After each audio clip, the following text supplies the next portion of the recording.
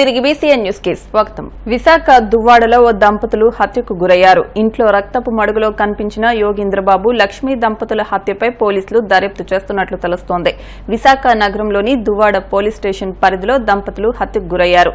బంధువులు, స్థానికులు తెలిపిన వివరాల మేరకు నేవల్ డాక్యార్డ్ రిటైర్డ్ ఉద్యోగి గంపల యోగేంద్రబాబు, ఆయన భార్య లక్ష్మి గత 30 ఏళ్లుగా జీవీఎంసీ 86వ వార్డు రాజీవ్ నగర్ లో నివాసం ఉంటున్నారు. 5 రోజుల క్రితం ఓ కార్యక్రమానికి హాజరయ్యేందుకు హైదరాబాద్ వెళ్లి 2 రోజుల క్రితం తిరిగి వచ్చారు. శుక్రవారం సాయంత్రం యోగేంద్రబాబు ఇంటికి ఆయన మేనల్లుడు వెళ్లారు. ఇంటికి తాళం వేసి ఉండటంతో ఫోన్ చేస్తే ఇంట్లో రింగ్ అవుతుండటంతో అనుమానం వచ్చి కిటికీ తలుపులు తీసి చూడగా రక్తపు మడుగులో యోగేంద్రబాబు కనిపించారు. వెంటనే 100కి ఫోన్ చేశారు. సిపి ఆదేశాల మేరకు ACP T Trinath, Duvvada CI Malleswara Rao సిబ్బందితో సంఘటనా స్థలానికి చేరుకున్నారు. తాళం పగలగొట్టి లోపలికి వెళ్లి చూస్తే హాల్లో యోగేంద్రబాబు, మరో రూంలో లక్ష్మి రక్తపు మడుగులో పడి ఉన్నారు. బంగారం, నగదు కోసం ఎవరైనా హత్య చేశారా అనే కోణంలో పోలీసులు దర్యాప్తు చేస్తున్నారు. కాశ్మీర్ రాష్ట్రంలో పహల్గాంలో ఉగ్రవాదుల దాడి నేపథ్యంలో విజయనగరంలో పోలీసులు తనిఖీలు చేశారు. భద్రతా హెచ్చరికల దృష్ట్యా జిల్లా ఎస్పీ వకుల్ జిందల్ ఆదేశాల మేరకు తనిఖీలు నిర్వహించారు. విజయనగరంలో RTC complex, railway station, multiplex theatres, లాడ్జీలు తదితర ప్రదేశాల్లో 1 సిఐ శ్రీనివాస్ ఆధ్వర్యంలో డాగ్ స్క్వాడ్, మెటల్ డిటెక్టర్లతో అణువణువు గాలించారు.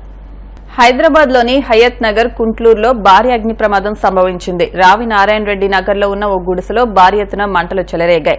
ఆ మంటలు కాస్త చుట్టుపక్కల వ్యాపించడంతో దాదాపు 300 గుడిసెలు దగ్ధమయ్యాయి. మరోవైపు కాలిపోతున్న గుడిసెల్లో ఉన్న సిలిండర్లు పేలిపోతుండటంతో స్థానికులు భయాందోళనకు గురయ్యారు. ఈ విషయం తెలిసిన వెంటనే ఫైర్ సిబ్బంది సంఘటనా స్థలానికి చేరుకుని మంటలను అదుపు చేశారు.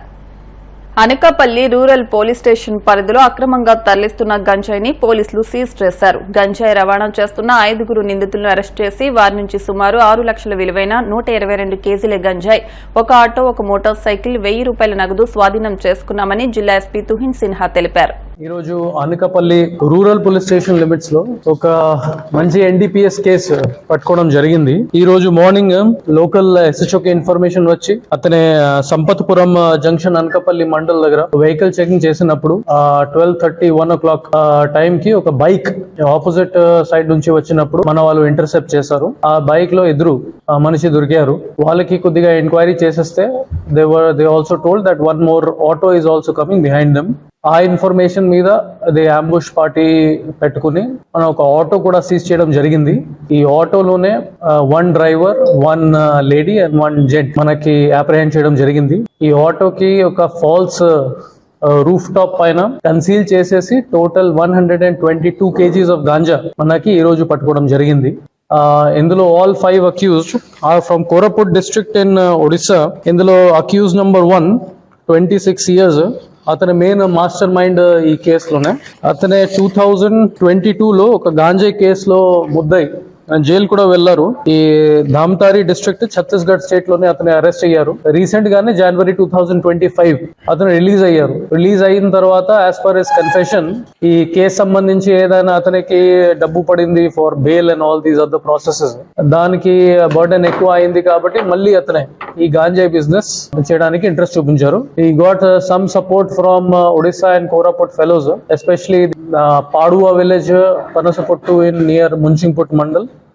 దానికి సంబంధించి కూడా మనం సిడిఆర్ పెట్టేసి వెరిఫై చేసుకుంటున్నాము. All backward and forward linkages will also be established in this case.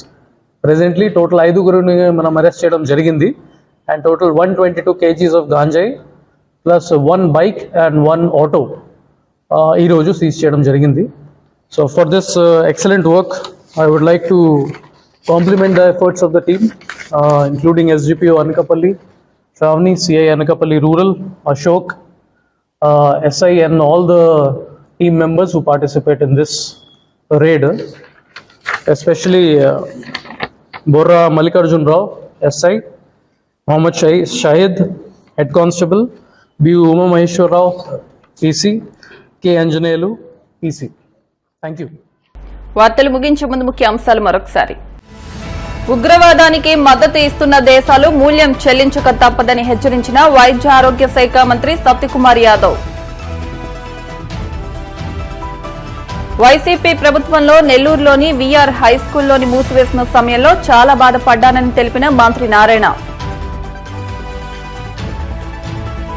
తమ ప్రత్యర్థుల వ్యక్తిత్వ హననమే టీడీపీ లక్ష్యమని, అందుకే సోషల్ మీడియాలో దారుణమైన పోస్టులు పెడుతున్నారని మండిపడ్డ మాజీ మంత్రి అంబటి రాంబాబు.